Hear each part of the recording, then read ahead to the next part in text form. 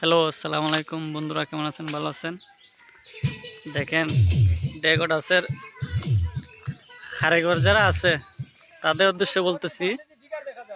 আর আজ এবারে বছর তো আপনারা জানেন, চৈত মাস কি গরম, বৃষ্টি নাই। বাংলাদেশের পাপি অবস্থায় পড়ে গেছে, পাপি পাপি অবস্থায় পড়ে গেছে, এলে বৃষ্টি নাই। বৃষ্টির হারে না ভাই, আপনারা তো জানেন আমরা সেরার অবস্থা, গরমে তো অবস্থা খাইল। এর লাগে আমরা সকাল টাইমে কাজ করি না, করি একটু রাত্রে, বুঝলেন?